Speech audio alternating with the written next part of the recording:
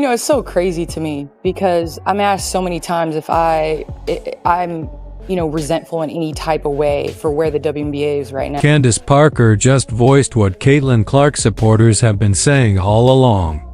And it's exactly what some of the longtime WNBA figures didn't want brought to light. The league, especially its leadership, should seriously take note that many hoped this season would mark a shift, a more welcoming environment for Caitlin and her growing fan base. Instead, tensions have only escalated. The envy is louder, the resentment is more obvious, and the double standards are harder to ignore. But Candace, a true WNBA icon, stepped in and made it all plain and clear. She said what needed to be said straightforward, honest and impossible to argue with. Her words cut through the noise and bring much-needed clarity to the situation. Maybe now, people will finally pause and reconsider their stance. If this season has proven anything, it's this. The more Caitlin succeeds, the more some parts of the league seem to unravel. Let's take a closer look at Candace's comments, because they might just be the calmest, yet most impactful response to those criticizing Caitlin Clark and clinging to outdated mindsets in the WNBA. But before we dive in, don't forget to like this video. It's one small gesture, but trust me, the critics might need those tissues after hearing Candace's take. Also, hit that subscribe button for more updates on Caitlin Clark and the Fever. So, why is Candace speaking out now? And why does it really matter?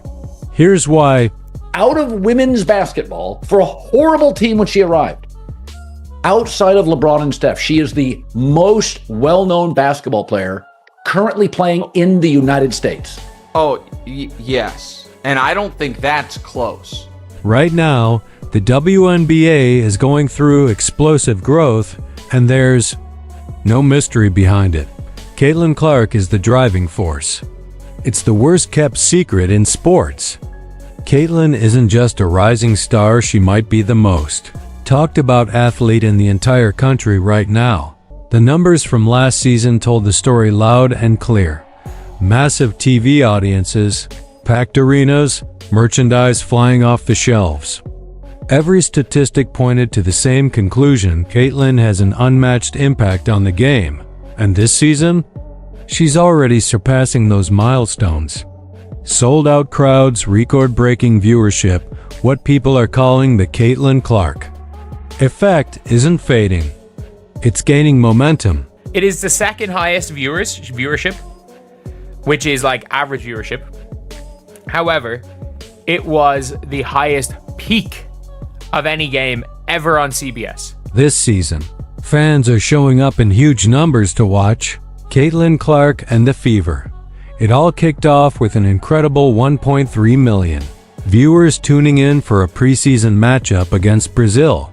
Think about that, a preseason game attracting an audience that many regular season matchups could only hope for. Then came the season opener, drawing an average of 2.7 million viewers in a game against the Sky, making it the most watched regular season WNBA game in the past 25 years. And the momentum kept building. Recently, viewership peaked at an astounding 3.3 million as fans watched her face off against the Liberty. But just as things were surging, Caitlin suffered an injury and the entire landscape shifted almost overnight. And now that Caitlin Clark is injured, the ticket prices for the Fever and Sky game just plummeted to Hades. When Caitlin Clark isn't on the court, ticket prices for Fever games drop dramatically by as much as 300%. And while Fever games still manage to pull strong TV numbers, more on that shortly, much of the rest of the league struggles to keep up in comparison. This should be a major wake-up call for the players, the coaches, the front offices, and the league leadership. Caitlin Clark is expected to generate over $1 billion in revenue for the WNBA this year alone. That's a staggering figure. And it points to something critical. The WNBA's current surge is one serious Caitlin Clark injury away from losing all of its momentum. Those big contract dollars Angel Reese is counting on? The new collective bargaining power Nafessa Collier says players now hold? All of that leverage hinges on the growth Caitlin is fueling. Without her, those negotiations look very different. And yet, the league keeps tripping over itself. Instead of fully embracing the obvious reason behind this boom, some keep pretending it's all about something else. Rather than highlighting this unprecedented growth, the focus keeps drifting to side conversations that pull attention away from the game itself. You know, the loudest mics, like I stated, are the ones that's race baiting. Not even bringing up the names, but all the people that I'm seeing that are tied within the WNBA media, coaches, all type of things. They are very resentful of Caitlin Clark, and I don't know why. It doesn't make sense when you have somebody that's doing what she's doing for the WNBA. We're only a handful of games into the season, and it's already been one misstep after another when it comes to how Caitlin Clark and her supporters are being treated. It didn't take long for things to spiral just one game. In fact, right after the season opener against the Sky, the league launched an investigation into alleged hate speech based on claims that ultimately went nowhere. But by then, the damage had already been done. Instead of focusing on Caitlin's incredible debut and the record-breaking moment it created for the WNBA, the spotlight was pulled away. The headlines weren't about the game or her performance, they were dominated by controversy.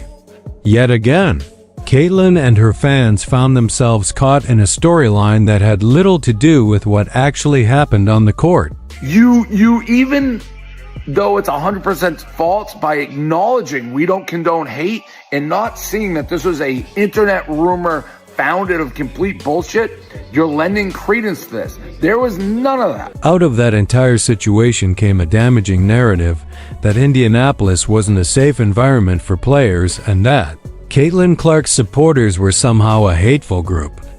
Some people even pushed to have the All-Star game relocated because of it. Others called for Dave Portnoy to be banned from WNBA arenas after he heckled Angel Reese.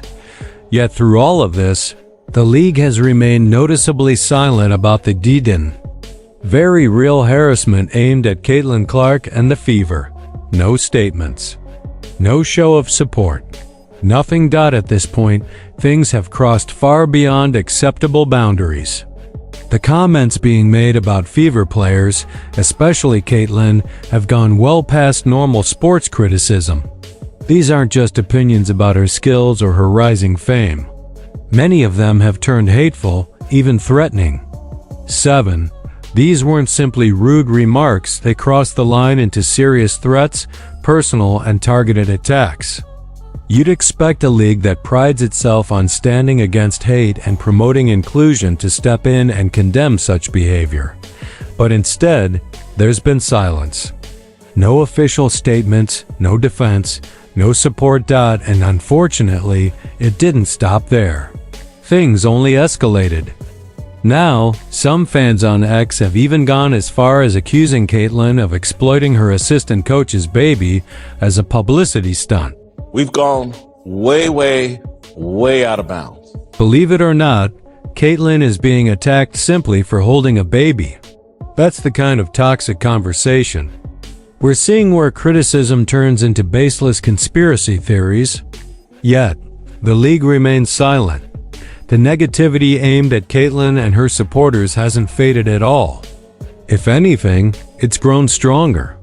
And despite all the impressive numbers, sold-out arenas, and record-breaking viewership, there's still pushback against fully recognizing the impact she's having. And it all starts with leadership at the very top.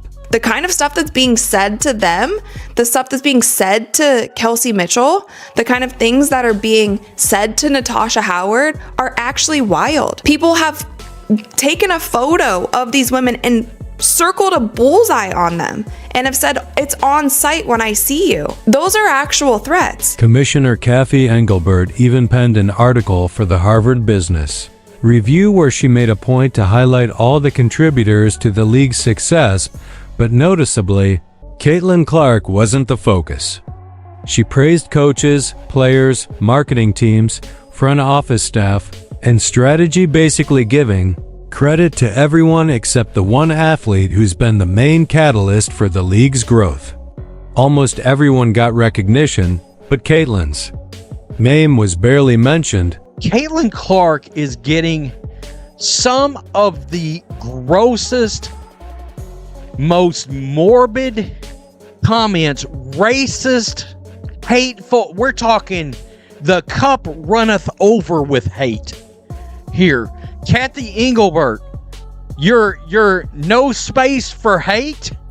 Where are you right now? She seriously downplayed Caitlin's influence like diluting a McDonald's fountain soda. In the article, Engelbert grouped Caitlin Clark together with Angel Reese and Cameron Brink, mentioning that these rookies helped boost regular season viewership to an average of 1.2 million, a 170% increase from the year before. But everyone knows the truth, even your dog knows it. It was Caitlin's games that pulled in those massive numbers. Yet, because some in the league's established circle can't handle Caitlin getting all the spotlight, there's a constant effort to spread the credit around to everyone but her. Kathy Engelbert, in this long, drawn-out article, goes on and gives herself credit for why the WNBA has finally entered some type of mainstream conversation. Jealousy is one thing, that's human nature. But what's happening here goes much deeper. There's this strange urge to tear Caitlin down just to feel better about themselves. And too often, people quickly point to racism as the reason she's receiving so much attention, ignoring the real story. The truth is, Caitlin has smashed 62 WNBA records, earned a spot on the first-team All-Star, finished fourth in MVP voting, and led a struggling team into the playoffs during her rookie season. Whether people want to admit it or not, what Caitlin brings to the league benefits everyone. When she shines, the entire league benefits from that spotlight. To new followers and outside observers, our organization's success might seem overnight and even lucky, prepared by a singularly exceptional group of college players coming into the WNBA. However, we could not have capitalized on those advantages without years of hard work and preparation. Years of hard work and preparation. It might have seemed like it came overnight. We've already heard from true legends, those who helped build the league and fully grasp what's on the line. Lisa Leslie, a Hall of Famer and one of the most respected figures in women's basketball, basically dropped a truth bomb when she called out the jealousy directed at Caitlin Clark. They just can't. They just can't not even wrap their head around. They can't just accept, okay, this person is more popular than me, or this person is more popular than the player that we want to push. Despite everything, the resistance keeps coming. The league clearly needed a reality check, and it seems that reminder can only come from those who truly understand the significance of this moment. The league's legends. Candace Parker is about as much of an old guard figure as you can get. She's a three-time WNBA champion, a two-time league MVP, and a two-time Olympic gold medalist. One of the most respected, accomplished, and insightful players the WNBA has ever known. This week, she appeared on Stephen A. Smith's First Take and did something almost no one else in the league has dared to do. She called out the elephant in the room